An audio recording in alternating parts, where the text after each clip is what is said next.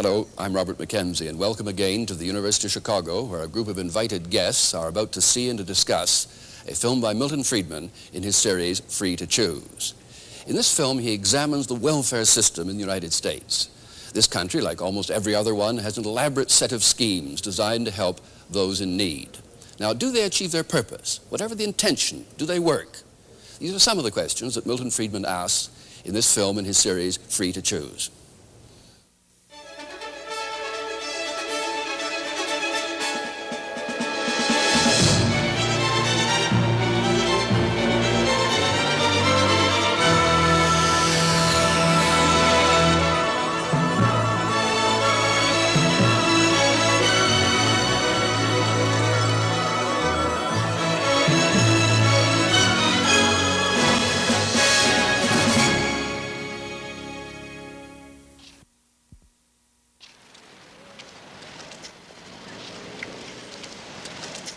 After the Second World War, New York City authorities retained rent controls, supposedly to help their poorer citizens. The intentions were good. This in the Bronx was one result. By the 50s, the same authorities were taxing their citizens, including those who live in the Bronx and other devastated areas beyond the East River, to subsidize public housing. Another idea with good intentions. Yet poor people are paying for this, subsidized apartments for the well-to-do. When government at city or federal level spends our money to help us, strange things happen.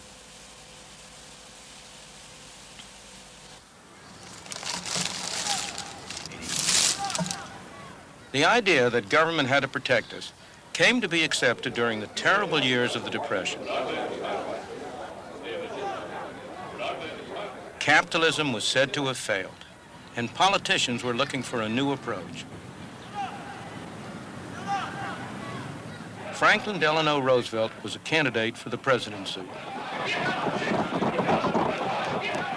He was governor of New York State.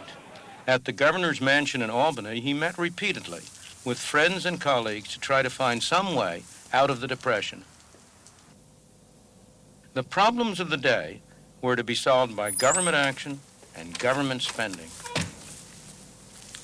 The measures that FDR and his associates discussed here derived from a long line of past experience.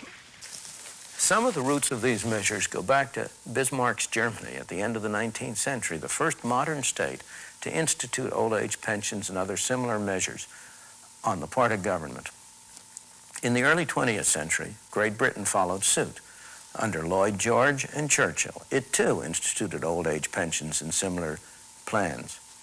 These precursors of the modern welfare state had little effect on practice in the United States, but they did have a very great effect on the intellectuals on the campus, like those who gathered here with FDR.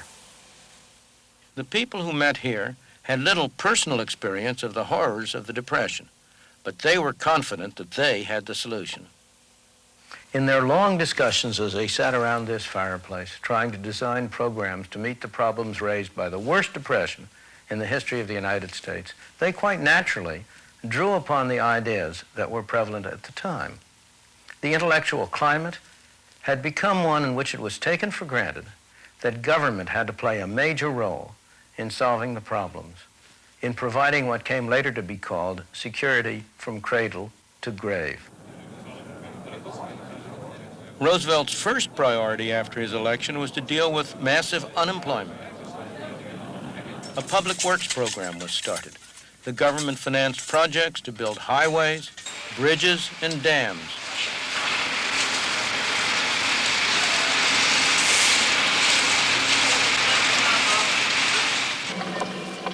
The National Recovery Administration was set up to revitalize industry. Roosevelt wanted to see America move into a new era. The Social Security Act was passed and other measures followed.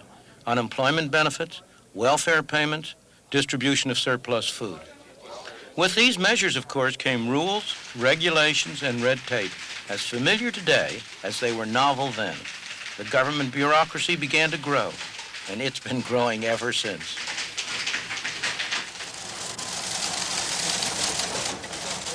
This is just a small part of the Social Security empire today. Their headquarters in Baltimore has 16 rooms this size. All these people are dispensing our money with the best possible intentions. But at what cost? In the 50 years since the Albany meetings, we have given government more and more control over our lives and our income. In New York State alone, these government buildings house 11,000 bureaucrats, administering government programs that cost New York taxpayers $22 billion. At the federal level, the Department of Health, Education, and Welfare alone has a budget larger than any government in the world, except only Russia and the United States. Yet these government measures often do not help the people they are supposed to. It's all right. Richard Brown's daughter, Halima, needs constant medical attention. She has a throat defect and has to be connected to a breathing machine so that she'll survive the nights. It's expensive treatment, and you might expect the family to qualify for a Medicaid grant. No, I don't get it, because I'm not eligible for it. I make a few dollars too much. And the salary that I make, I can't afford to really live and save anything. That's out of the question. And I mean, we live from payday to payday. I mean, literally from payday to payday. The struggle isn't made any easier by the fact that Mr. Brown knows that if he gave up his job as an orderly at the Harlem hospital, he would qualify for a government handout, and he'd be better off financially. Hello, Miss Davies. Mr. Brown, do me a favor, please. There's a section patient. It's a terrible pressure on him, but he's proud of the work that he does here, and he's strong enough to resist the pressure. Mr. Brown, and you're fully dilated, so I'm here to take you to the delivery room. Try not to push, please, because you want to have a nice, sterile delivery.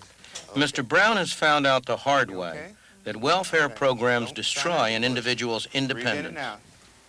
We have considered welfare. We went to see if I'd apply for welfare, but we were told that we were only eligible for $5 a month. And to receive this $5, we would have to cash in our son's savings bonds, and that's not even worth it. I don't believe in something for nothing anyway. I think a lot of people are capable of working and are willing to work, but it's just the way it's set up. The mother and the children are better off if the husband isn't working or if the husband isn't there. And this breaks up so many poor families. One of the saddest things is that many of the children whose parents are on welfare will, in their turn, end up in the welfare trap when they grow up. In this public housing project in the Bronx, New York, 3/4 of the families are now receiving welfare payments. Well, Mr. Brown wanted to keep away from this kind of thing for a very good reason. The people who get on welfare lose their human independence and feeling of dignity. They become subject to the dictates and whims of their welfare supervisor, who can tell them whether they can live here or there, whether they may put in a telephone, what they may do with their lives. They're treated like children, not like responsible adults. And they're trapped in the system. Maybe a job comes up that looks better than welfare, but they're afraid to take it, because if they lose it after a few months, it may be 6 months or 9 months before they can get back onto welfare. And as a result, this becomes a self-perpetuating cycle, rather than simply a temporary state of affairs.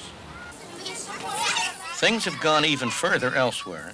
This is a Hume Estate, a public housing project in Manchester, England.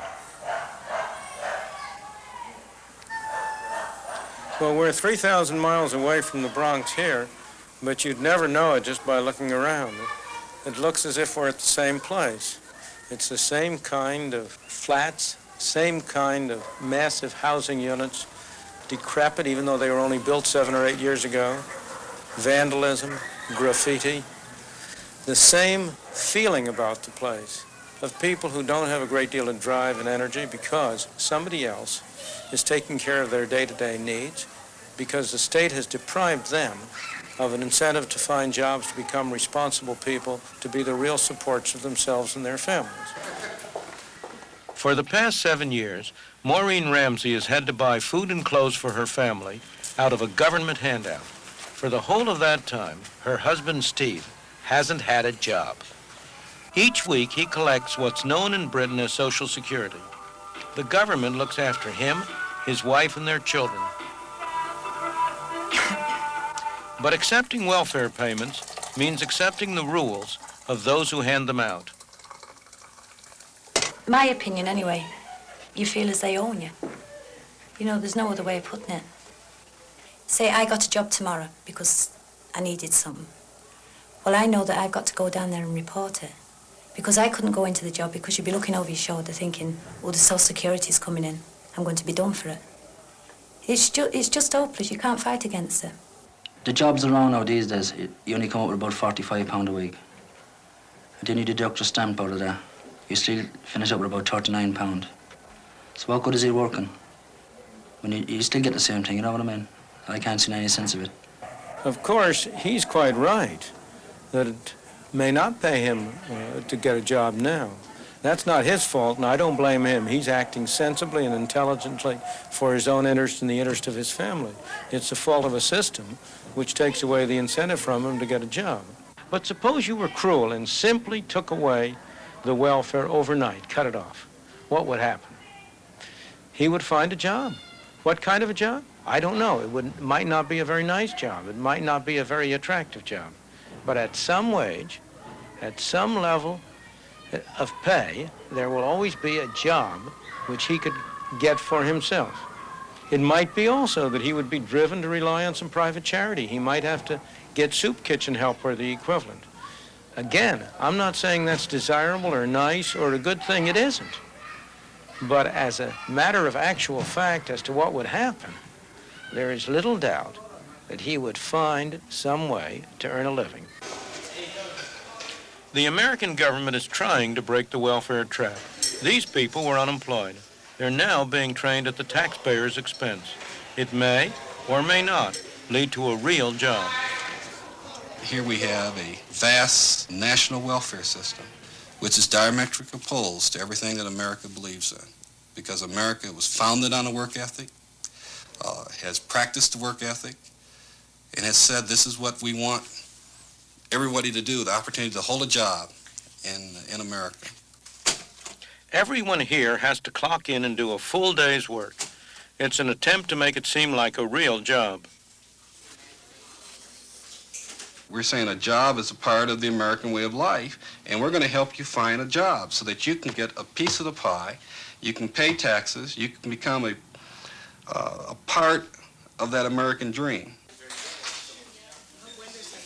But the dream isn't working. Schemes like this, run under the government's Comprehensive Education and Training Act, CETA, have a high dropout rate, and many trainees end up back where they began, on welfare. The men and women who administer CETA and similar programs, the officials of the Department of Health, Education, and Welfare, are dedicated people. Their motives are good. Their achievements are not.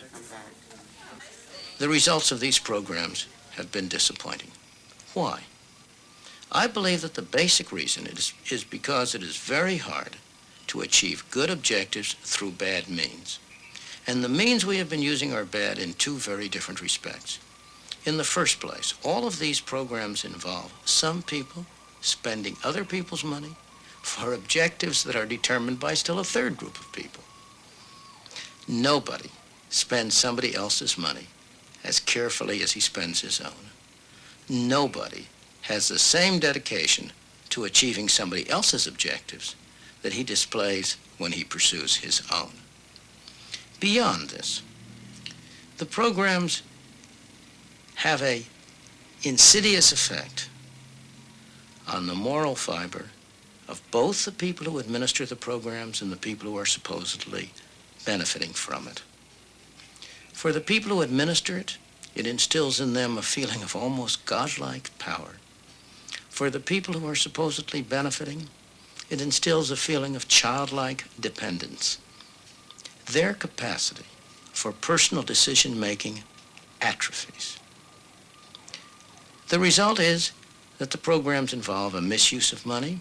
They do not achieve the objectives which it was their intention to achieve. But far more important than this, they tend to rot away the very fabric that holds a decent society together. If you think that's overstating the case, look what HEW found when it made a special investigation into the spending of the vast funds it administers. We just got the plan from the Public Health Service on reducing unnecessary beds.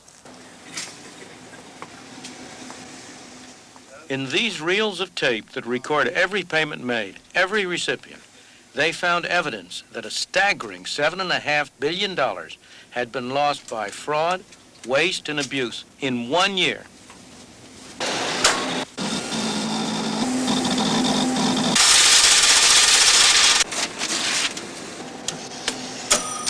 Doctors, building contractors, hospitals, schools, welfare recipients, everyone had been fraudulently dipping into the pot, and the investigation isn't over yet. The inevitable consequence of having a huge pot of taxpayers' money is that all of us want to get our hands in it. You can be sure that we'll all be able to find very good reasons why we should be the ones to spend somebody else's money. Somebody or other put up a good case for spending taxpayers' money to subsidize rents in New York City, including the rents of these apartments. The people who occupy these apartments pay something like $200 a month less than the market rent. And that subsidy comes out of the taxes of people, most of whom are much poorer than the people who live here. It's not unusual for this sort of thing to happen when government tries to do good with our money. Look at what happened in Chicago.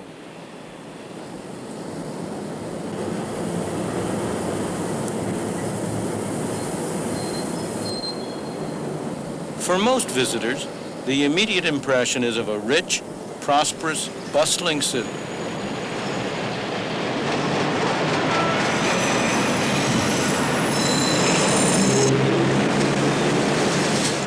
But like every large city in America, it has its problem areas, overcrowded slums breeding poverty and crime.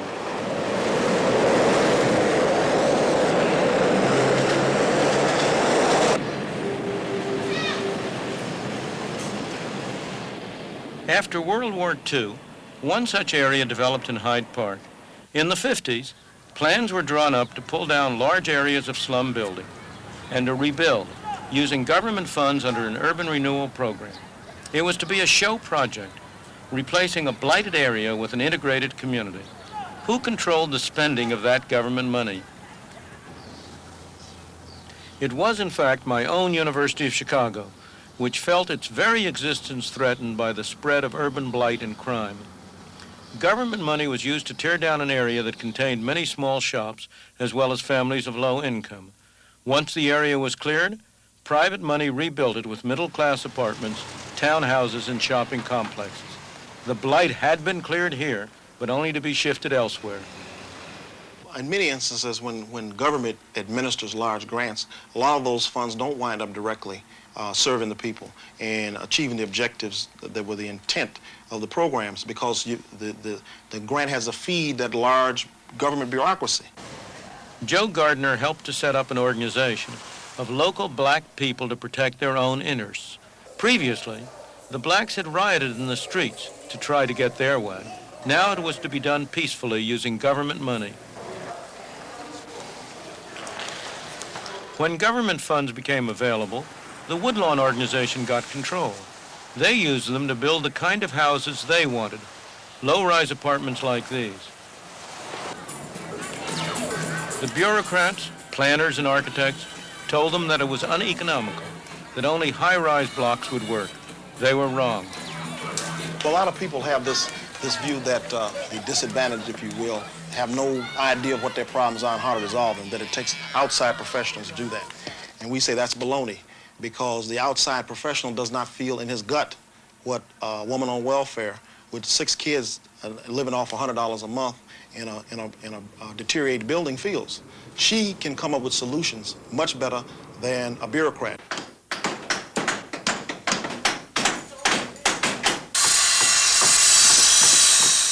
The intentions of this local community group are good. They want to rebuild the community as the community wants. I said, are you pretty pleased with the work we're doing? Yes, I am very pleased with it. But government money always corrupts. Look at the number of people rebuilding this garage. It doesn't make sense, except that these are CETA workers paid for by taxpayers' money. Government funds have allowed the organization to take over a whole area of Chicago. They now have their own supermarket.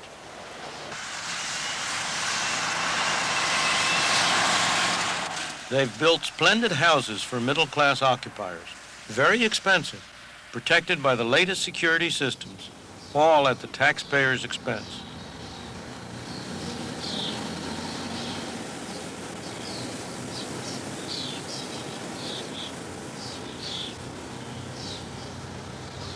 In a sense, TWO is rapidly becoming a mini government. At this particular point, we have approximately 400 employees. We have an operating budget of in excess of $5 million a year. So we are large. Large and expanding. Their next project is to redevelop this site. And that's only the first step in a 20-year plan that will cost $220 million, most of it coming from the taxpayer. In the South Bronx, they're very familiar with government protection, like the rent controls that made it uneconomic for landlords to maintain their buildings. They've moved out and the vandals have moved in. The South Bronx is an area where many of the people are on welfare and where the crime rate is high. But all this could change. A group of local people has begun to renovate these buildings, to build new homes. They call themselves Sweat Equity because at first sweat and effort was all they could put into the project. Only later did they accept a small government grant. How long ago did you start working on this building? 4 months ago. On this building, right here. And I take it what you're going to do is gut the whole thing from beginning to end. Right, totally gutted. And you'll have to rewire. Put new walls up, new floors, new ceilings, new everything. Worked in the winter, worked in the summer, worked when I had the chance to work. How many people have you got working here? A good 40 people. How do you keep them working? You know, some of them must want to get tired of it and pull off and so on. So well, how do you... Try to keep them interested. We show them what could be done in the future, what will be done in the future. Mm-hmm. And they get, well, at first, it's kind of hard to prove to somebody that in the next 3 or 4 years, what will come out of it. They can't see it in the long-range term. They only see it in the short run. They need money right now, and not in 2 and 3 years. Sure. So we try to show them that it will happen. It's true they now accept some government money, but so far, they've managed to retain their original philosophy that the best way to get something done well is to do it yourself. Like what we're doing, we're bringing people out of the street, giving them something to look forward to. They have their own apartment, they'll be taking care of the area around it, they have a garden, they have something to look forward to. They can even get off welfare, we can even get them a job. So they can drop the welfare and have some self-pride. That's the whole thing about it, self-pride. Because as long as you're collecting from the government and sitting back, you have no worries. We're not sitting back, we're working. We're making that money come in. And we're putting it into our building. We're building ourselves up as well as the building.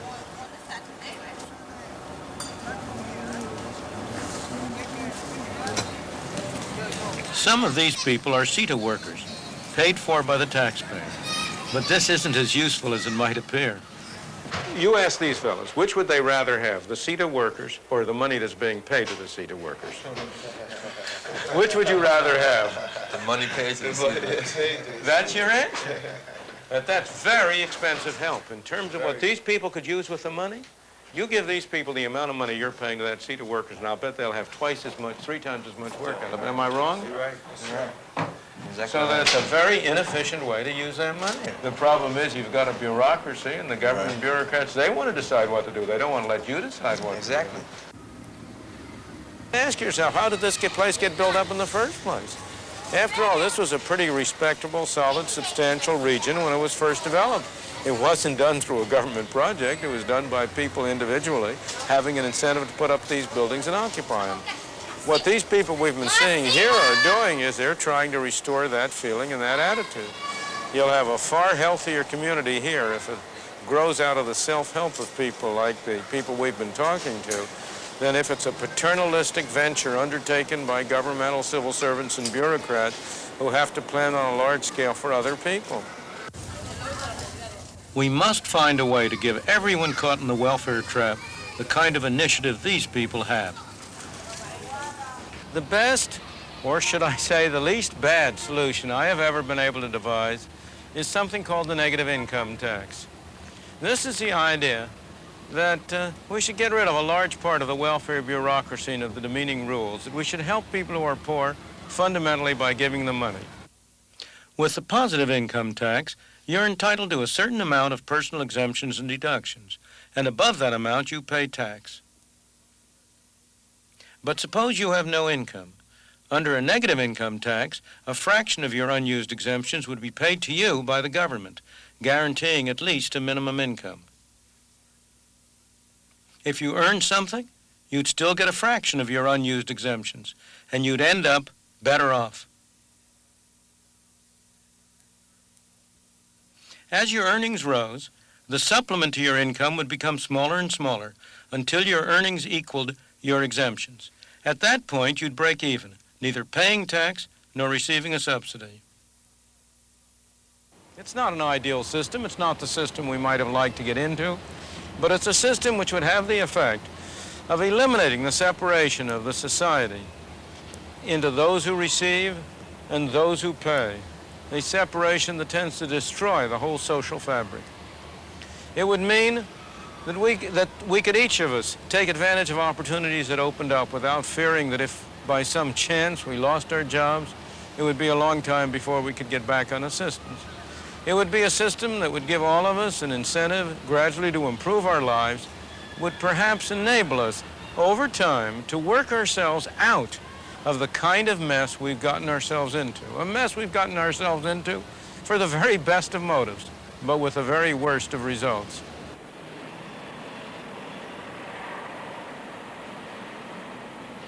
We have become increasingly dependent on government. We have surrendered power to government. Nobody has taken it from us. It's our doing. The results? Monumental government spending. Much of it wasted. Little of it going to the people whom we would like to see helped. Burdensome taxes. High inflation. A welfare system under which neither those who receive help nor those who pay for it are satisfied. Trying to do good with other people's money simply has not worked.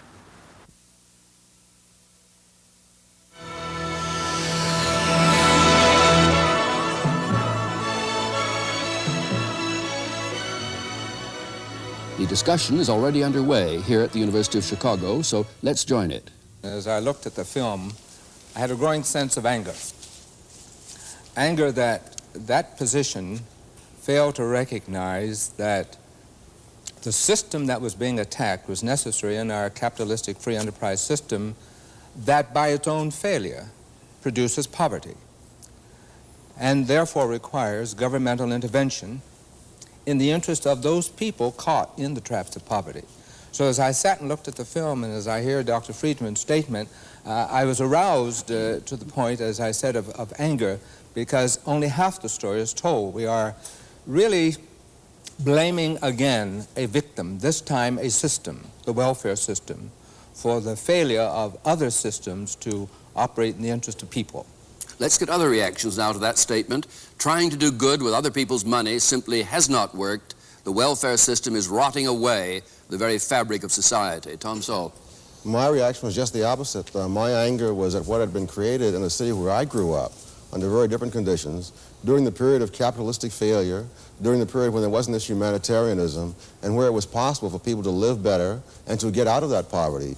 Now I think someone living in the very same place where I lived would find it much harder to escape from that poverty because of all these things. Buildings were not abandoned like the buildings that we saw in that film when I lived in Harlem. The crime rate, all the things that are blamed upon the failures of the previous method did not exist. I slept out on the fire escapes in Harlem. I would defy anybody to do that in any part of New York City today. Traditionally, in the United States, we have tried to avoid some of the welfare trap that was referred to by denying eligibility to people who are able-bodied and not aged and so on.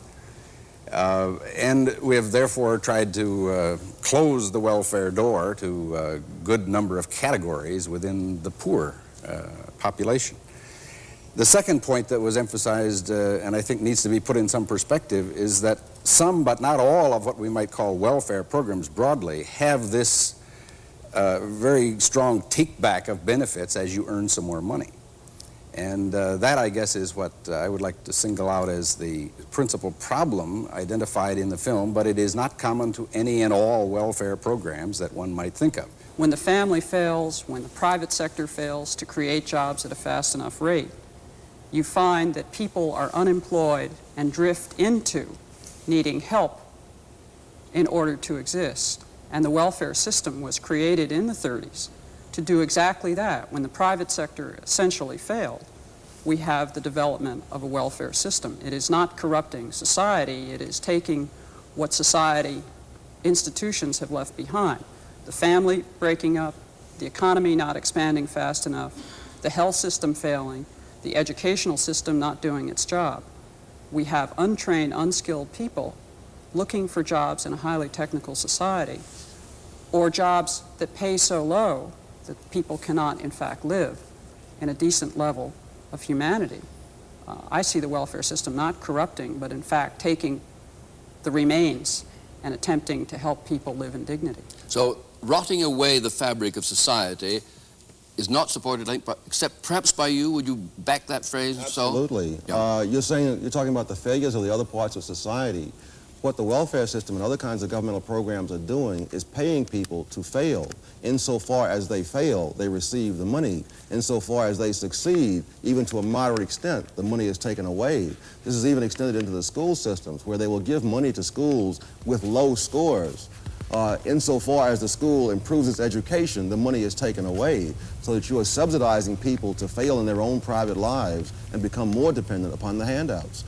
We have expectations built in today about the quality of life, the quality of job, the level of income for which one expects in return. Why? Because we look at the level around us that it takes us to have a fairly decent level. No, that's not why. I may have all sorts of expectations. The question is, what can I do? If someone else is subsidizing my expectations will be far higher. Insofar as the Center for Advanced Study was subsidizing my expectations a few years ago, I refused to work at UCLA for the normal full professor's salary. Why should I, when I can get the same money for being at the Center for Advanced Study with no hours, no duties, and no classes? Let's look at another proposition in Milton's case. The insidious effect on those who receive welfare. They lose their human independence and dignity, are treated like children, and so on. Now, Dr. Dumpson, as a former administrator of a major program, is that a great hazard? That is not a great hazard. As a matter of fact, that presumes that people get on welfare, stay on welfare, and therefore have the result that Dr. Friedman's statement issues. The fact of the matter is that in our AFDC programs throughout the country, in particular, it was this true in New York, there is a turnover of the welfare AFDC rolls. About a third of them go off each year. Now, if these people were so destroyed by the system, when they go off, they wouldn't go into employment, they wouldn't hold employment, they wouldn't stay off the rolls for 6 months, 18 months, 24 months, as long as they are able to stay off. So there's something wrong with that argument when one looks at people and what they do. People, you know, who are poor are no different from those of us who are not poor, and their motivation for self-dependency, self-support, and mobility in the economic scale is no different than those of than the motives we have, so that they will not let the system. You remember, Dr. Friedman, the welfare rights organizations who refused to let the system squelch them down as it was attempting to do. And we turned the policies around. You and I agree completely that the people who are poor and are on welfare rolls are no different from the rest of us. Of course not. They are human beings and they deserve every sympathy and every possibility of making their own way. But the welfare system makes them different. But you give them it makes it in their interest to be How different. do you account for them going off the rolls? But figures are figures, and you've got to be careful with figures. The fact that a third, there's a turnover of a third, does not mean that there aren't half who are on all the time. People come on, go off, come on, go off. We've got to have the other figure. The latest statistic, Dr. Friedman, is that 34% of the people on AFDC are on for 5 years or longer. And when one thinks of the purpose of the AFDC program, which was the rearing and support of children, dependent children, minor children, I would submit to you that 5 years is not a terribly long time for a mother and children to have to be dependent if there's no other source of income. I think the other data, we have a program in Pennsylvania for essentially all of those who are not taken care of by the AFDC program. It's called a General Assistance Program, and there less than 15% are on more than 18 months. So we have a great turnover. We have essentially young males moving into the welfare system after unemployment compensation and then moving out when a job opportunity comes along. This, I think the notion of generations of people on welfare is a very small minority in the whole system. That doesn't mean that the system as presently defined and as the set of programs that we have put together don't often contradict each other. And I'm the first to agree with Dr. Friedman that some of the programs are conflicting. However, I think it is overly broad to say that we turn people into helpless children. I don't remember talking to anyone who's ever been on welfare who didn't think they were being treated like children while they were on it. Of course, one must make a difference, a distinction between a system that was set up to help people and the people who are employed in that system. Look at any public welfare system around the country, and we have practically few trained people to work with people.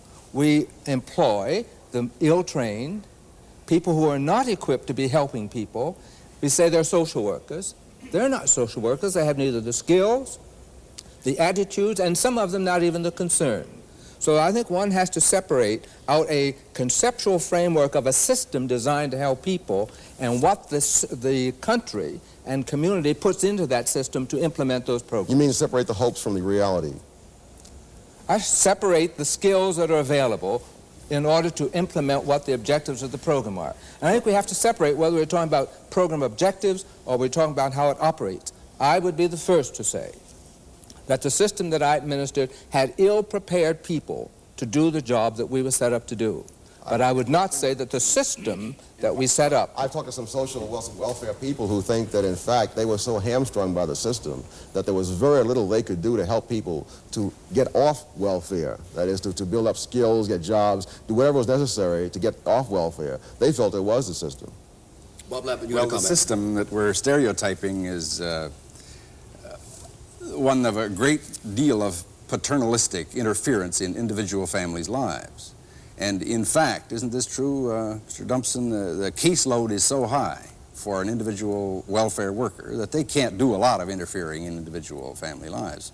Moreover, in the last decade, there's been a real attempt to ease this welfare trap in AFDC by changing the take-back rate and by administering work expenses and child care expenses in such a way as to facilitate work by those who may want to do it. So it's not quite as harsh a picture as we sometimes get, that there is this omniscient welfare worker who's right there in the living room with the family making all their decisions for them. I've never heard of a government program which was defective, in which the people who ran it didn't say, if only we had more money to spend on what we're not being able to accomplish with the amount we're spending now. Milton, I'm going to move on now to some of your prescriptions in that film, because I think it's good ground for discussion.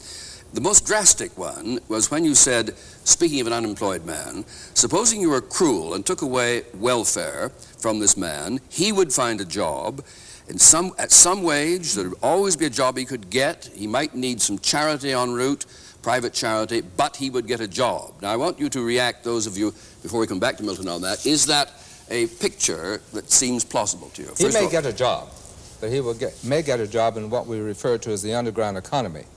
And that's where a number of our youth are now going to get their jobs. Those activities that are illegal, and the only opportunity they have for earning part of a livelihood.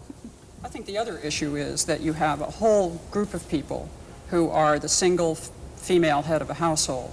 And yes, cut off welfare tomorrow. What will they do? What will be their immediate response?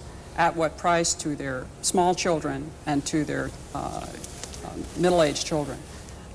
Yes, they'll get a job. In fact, the statistics show that women, in fact, are the most successful through the employment program. But what has to supplement that typically is the provision of some kind of daycare arrangement. Either the individual woman has to earn enough money to be able to pay privately for her daycare, or in fact she is, quote, subsidized through this insidious corrupting set of programs run by the federal government, which in fact makes her employable and a taxpayer. It's an interesting notion of trying to get people in a productive mode. Tom Sowell. It's incredible the way you start the story in the middle, as if there's a predestined amount of poverty, a predestined amount of unemployment, and that the welfare system is not itself in any way responsible for that. There is a predestined 20% of the bottom half of the population. I have never, well, that's always been true. There's going to be 20% at the bottom. I agree with you. It's also true that 20% of the bottom population doesn't have to be living on the government and ruled by the government. You mentioned, for example, the female-headed household. Many of those, in addition to the grown woman who has all the kids, are teenage pregnancies. There's not a predestined amount of teenage pregnancy. I grew up in an era when people, and particularly blacks, were a lot poorer than today, faced a lot more discrimination than today, and in which the teenage pregnancy rate was a lot lower than today. I don't believe there is a predestined amount of teenage pregnancy, a predestined amount of husband desertion. Gutman has done a study of the black family showing that this whole notion that the black family has always been disintegrating, that is nonsense, that his studies go up to 1925, the great bulk of black families were intact, two-parent families up through 1925, and going all the way back through the era of slavery. So it is now only within our own time that we suddenly see this inevitable tragedy which the welfare system says it's going to rush in to solve, but which it is itself a part. We're talking about a very small group. We're talking about 12% of the families are not intact, are not two-parent families at any one period of time. I mean among welfare recipients or the population at large? No, among the public at large. We're talking about 12% of the families. 12%. That's right. That's a small number. But none of those on welfare. We're still talking about a significant component of the bottom 20% that are the bottom 20%. Whether they are above the poverty line or below the poverty line, they are still the bottom 20%. And the issue is, what is the responsibility of the other 80%, if any, toward those individuals? Does your program plan to eliminate there being a bottom 20%? No, but it intends to raise the bottom 20%. So you're raising them by having more illegitimacy, more unemployment. That's I'm not making them have illegitimate children. I hope that's clear. Oh, I think, you don't have to do that. You simply subsidize it. We as human beings don't have a responsibility, but I hope we have a compassion and an interest in the bottom 20%. And I only want to say to you that the capitalist system, the private enterprise system in the 19th century did a far better job of expressing that sense of compassion than the governmental welfare programs are today. The 19th century, the period which people denigrate as a high tide of capitalism, was a period of the greatest outpouring of eleemosynary and charitable activity that the world has ever known. And one of the things I hold against the welfare system most seriously is that it has destroyed private charitable arrangements which are far more effective, far more compassionate, far more person-to-person in helping people who are really, for no fault of their own, in disadvantaged situations. I have to disagree with you, though, because I think that the whole notion of private property was excluded. Whole segments of society were excluded from the notion of private property in the 19th century, namely women, idiots, and imbeciles. And so I don't go back to the 19th century and hold that up as any paragon that we would want to replicate today. Anyway, I want Milton now to come to your major prescription, which I know you don't say is on the agenda for tomorrow, but it lies ahead. That is the negative income tax. And I'm not sure people fully understand how it would work. We can't, I think, go into the details of it, but I'd like to get a reaction around the panel, first of all. Is this a viable approach to the enduring problems of poverty? Negative income tax. I think it's a viable approach to some part of the problems of poverty. It involves, first of all, cash payments rather than in-kind payments, as I understand it. It involves payments on a non-categorical basis. What do you mean non-categorical? That is to say, it doesn't matter whether you're a female-headed family or a male-headed family, or whether you're young or old, whether you're sick or well. If your income falls below a certain level, it does pay some guaranteed income level for people based on family size, and then it has a take-back rate, which is modest, I suppose, by definition. Now, the question is how many things you want to use that program to replace. How many things you want to replace with such a negative income tax program. Would you replace everything with, just to clear that point up, would you virtually wipe out the remaining forms of welfare if you got this program going? Yes, I would not. I think its purpose is precisely to provide a transition between where we are now and where we would like to go, because because I agree with you that given that we've corrupted the people on welfare and gotten them on there, we do have an obligation not to throw them out in the street and put them in the difficult adjustment you've made. We've got to ease it off. Sure. And so, but I would want to replace all present welfare programs. Now let's get reactions to this and we'll come back to you.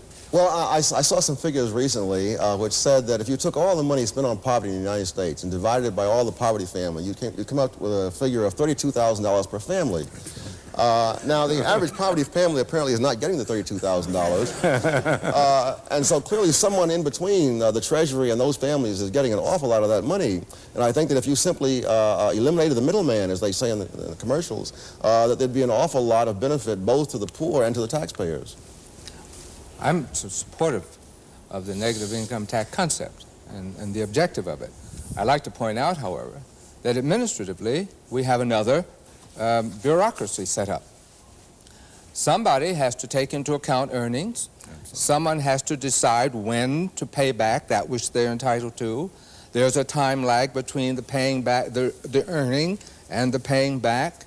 There are a variety of problems in there that I will be prepared to accept, but I want you to know that government intervention is not going to be eliminated. The issue that I have is, where do children come in? What are their rights under a negative income tax? And are we, by building in a negative income tax, in fact subsidizing the illegitimacy that Tom Sowell is so concerned about?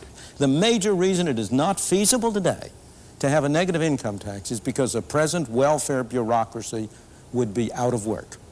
They are the major objectors, as Senator Pat, and he's now a Senator, Pat Moynihan, then demonstrated in his book on the Nixon program. The chief obstacle to getting it enacted was a welfare bureaucracy.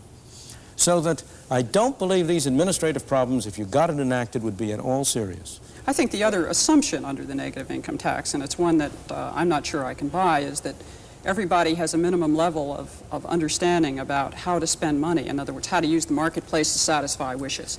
And I, as an economist, could say, yes, we do.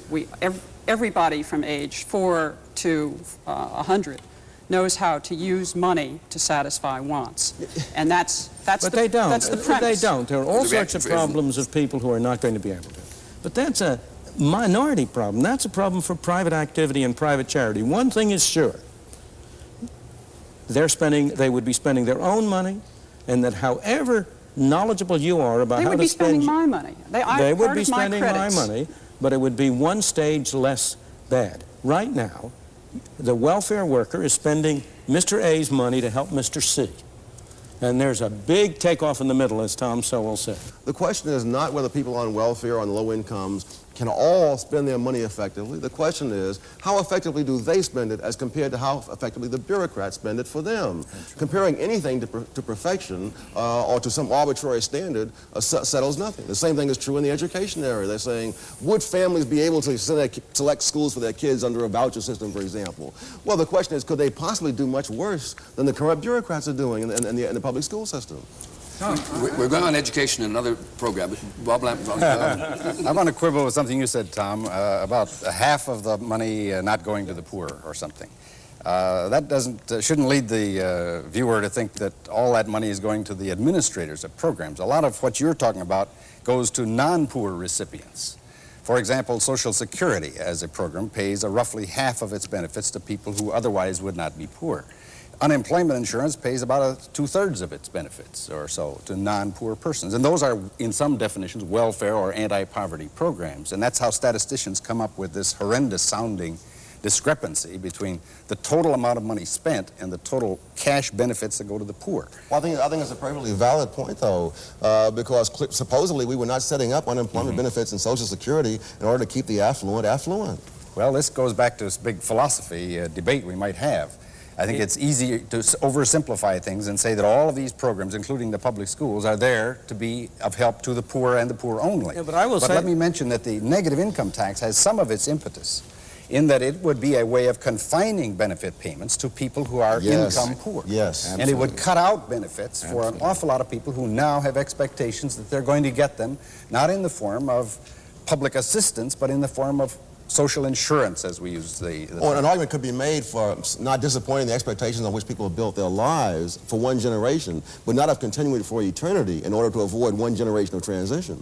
What are the other hurdles to it getting underway? Now, you said, I don't know how seriously, the biggest, almost the only hurdle is the welfare bureaucracy. No, they're the biggest immediate group of lobbyists that will lobby against it. Yeah.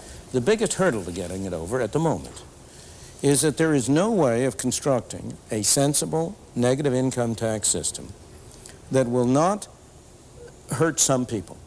There will be some people who will get less money than they are now getting under it, particularly those in the upper income groups, particularly the affluent who are now being subsidized by the welfare. And they will make it politically difficult for the people to put it into effect. The attempt is to put a negative income tax in effect, which costs less money, is easier to administer, and yet which doesn't pay anybody in the society $1 less than he's now getting. There's no way in which you can construct such a program.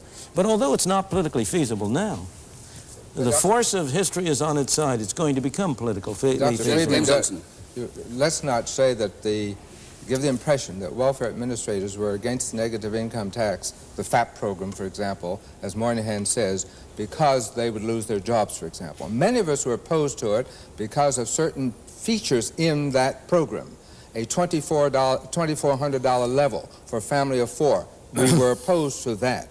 And if one goes down the congressional record, those who testified will be shown to be saying, yes, we're for it conceptually, but we're against this piece and this piece. If you change that, you have our support. I was in the same position. I first proposed the negative income tax 25 years ago, but I testified against the final version of the Nixon plan. Why? Because the welfare bureaucrats had led them to introduce changes in it which converted it from a decent, satisfactory, negative income tax to one which would have been just as bad as what you now have. It would have been added on top of everything else. It's political reality, but political reality changes. And that's the important thing. I want to say one more thing about this whole problem that we've been talking about. And that is, going back to Bob Lampman's comment, there is one thing that can be said in favor of the welfare program, unaccustomed as I am to saying anything in favor of it, and that is that it is the only social program I know of which at least, on the average, gives money to people who are in lower income classes than those who pay the taxes.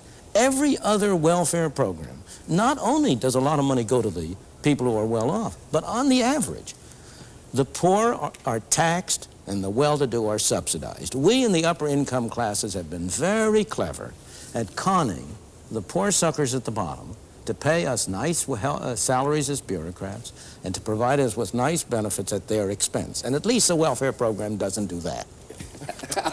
And what you state with great confidence that it will come, the negative income tax, even though you recognize the hurdles. Why are you so sure it will come? Because the present system has within it the seeds of its own destruction. There is no way in which a system constructed like the present, in my opinion, can avoid creating more and more social problems, and something is going to have to be done. Nobody has proposed any alternative. So far as I know, there is no effective alternative to the negative income tax, and so it gets knocked down, and it keeps rising, it gets knocked down, and it keeps rising. Yeah, finally raise the question, though, whether in any modern industrial democracy like this one, it's conceivable the system can be run without a fairly elaborate welfare underpinning of some kind. What do you feel, Ms. Bonin? I don't think it can be, because I think essentially the set of welfare programs reflect the values of this society, that if it didn't, there would have been revolt long before now. Yes, there are rumblings about its cost, and I think that's primarily a function of rapid rates of inflation eroding real income earning power of the middle-class taxpayer. But I think on one level, we wanted to give up the responsibility of caring, the responsibility of day-to-day actual caring. And in a technical, modern, industrial society like we have, the tax system and the government system is probably isn't viable alternative. I don't think we're going to get out of it. I don't think you're going to see private charities who can take my money that I am free to give or not give and essentially make a difference in people's lives of any substance on any level. I don't think that has anything to do with society being modern, technological, or industrial. It has to do with an ideology, and particularly an ideology that is very strong among academic intellectuals and in the media. And I think that as time goes on and more intelligent ideas replace the kinds of vague visions that dominate today, that the political climate will change, and that's the only thing that stands in the way of reform right now. James Dumpson? I don't think you're going to get rid of the system, but I'm interested in a welfare system. I'm interested in Tom's last statement about academicians and theorists and so forth.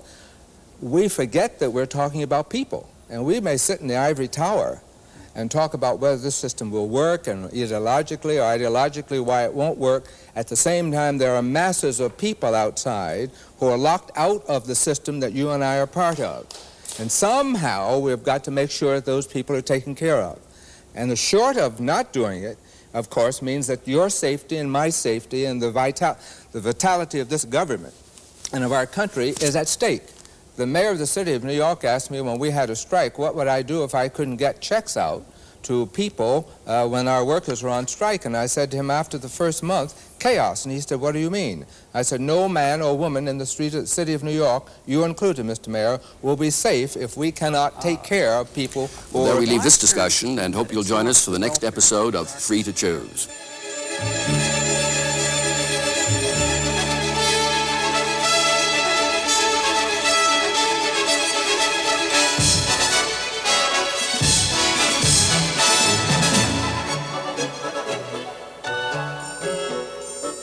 Next week, is equality every American's birthright? Is it healthy for a nation when the government tries to impose equality on all its citizens? How does that affect the freedoms of individuals? Don't miss Milton Friedman's Free to Choose next week.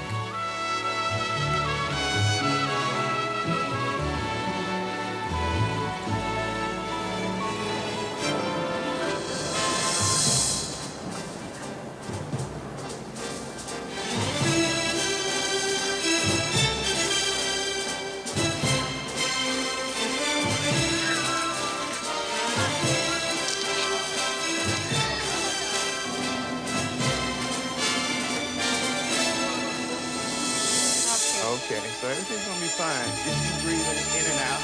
Try not to push.